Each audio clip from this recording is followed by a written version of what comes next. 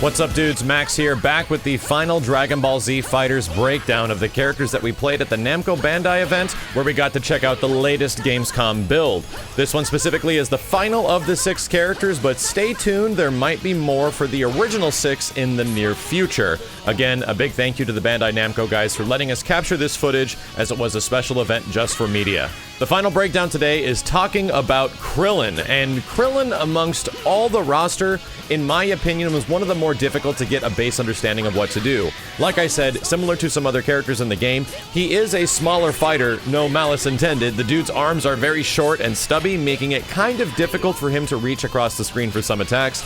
But KRILLIN is possibly one of the more interesting ones in the game because he's one of the guys that you feel there's hidden potential, just not enough with about 30 minutes worth of time to really figure out anything amazing, and there's a couple of really good reasons, so let's start off with his special moves. It's been a while since the event, so my apologies if I mess up the names of these things, but I'll just call them as I see them. He had a duplication special where he essentially throws out a kick that kind of arcs over in certain directions. There's like a shorter one, there's a medium one, and a longer one, and this is something to kind of follow up and apply pressure. It's a lot different than Android 17 does with Android 18, but in this situation, I feel that it's good specifically just to mix up the opponent because, unlike Android 17 coming out to cover Android 18, then Android 18 can continue pressure, this thing was a special that was activated by KRILLIN, so it can be kind of hard to follow it up even though he's making a copy of himself. So the interesting thing is that you don't have to let the entire move rock. You don't have to let it go out completely and finish the kick. If you hold down the button, the duplicate actually vanishes right before it hits the opponent, making your opposition think they're getting attacked, but they're actually not, which is a pretty decent mix-up, allowing you to follow up with an assist or something of that nature. I'm not too sure how to use it super effectively, especially in combo. It was kind of hard to use in combo, but you can tell that they're setting up for something dirty. We just don't know exactly what it is yet. Now, the next special moves are where this character really shines, which is in Projectiles, or as they call them, Fire Blasts, or Key Balls, you know, something like that. A lot of his projectiles are really unique, and they're kind of similar to what Omen does in a game like Killer Instinct, where these things seem to be very random. They go in different directions, and actually controlling their trajectory was something that we could not figure out when we were playing this character. His regular projectile would angle down, it would go up. If he jumped, it would go straight down, which was fairly consistent, but sometimes they would take an arc of 3 different types of projectiles with just a single button press, and we were like, how the hell do we force this thing to go upwards, much less downwards, much less straight? He does have a Kamehameha Blast like most of the characters in the game, which is just a full screen beam, but it does have a gimmick to it. If you hold down the blast or hold down the button as you press it, you can press up to jump around. You get a few different jump actions right before you throw this thing, which is a neat little trick and is something that no one else in the roster can currently do.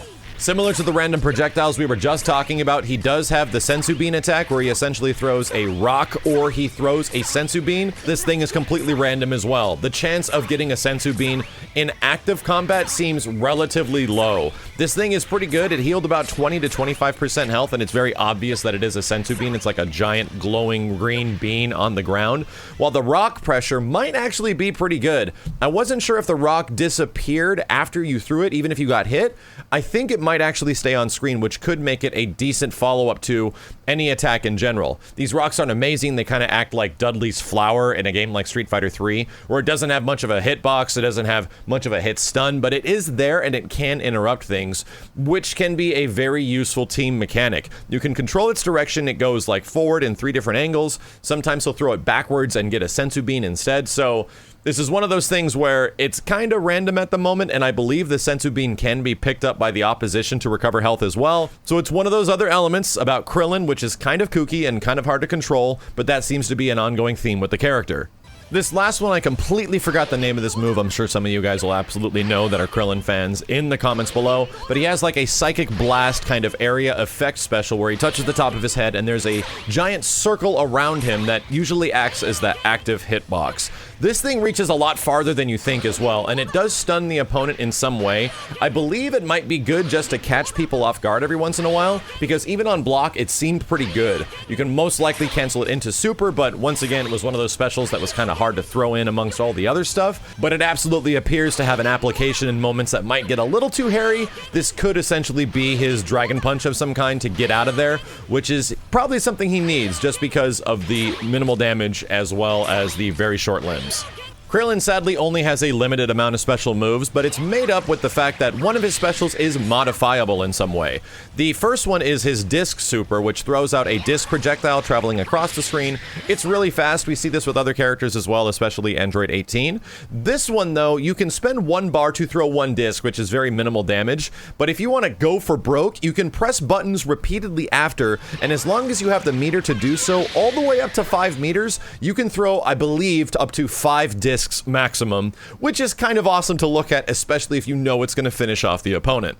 And his level 3 is pretty basic in terms of the other characters' level 3s, has a lot of invulnerability at the startup, but I believe it covers a lot of the stage space because it is a projectile. So if you want to punish someone from, indeed, full screen, characters like Goku can do this with his Saiyan level 3, it actually gives it a decent amount of utility, considering the fact that it's going to do a lot of damage, especially if you don't combo into it. The current build of the game, comboing into level 3s, they do not do a lot of damage at all, but this might be a situation with KRILLIN, you want to keep the opponent out all the time, and then they have to be fearful of you because you have a level 3 stock, and doing that much damage as a result of a projectile from full screen, that's actually pretty good. That's all I got for KRILLIN right now. He was definitely one of the tougher characters to figure out with the limited amount of time we did have. The Dragon Ball FighterZ beta is coming up extremely soon. I'll be back with more stuff very soon for this game, including, and I hope, breakdowns of the other characters, the E3 characters that were available a couple months ago that will also be in the beta. I want to try to give you guys a small guide like this for every single character that is going to be available for the limited amount of time the beta will be up, at least so you can get a basic understanding of what the hell's going on with the time you'll have with Dragon Ball coming up in the next few days. As always, dudes, thank you a ton for watching. I'll be back with more updates for Dragon Ball FighterZ as soon as possible. Here's a cool KRILLIN combo. My name is Max, and I'll see you next time.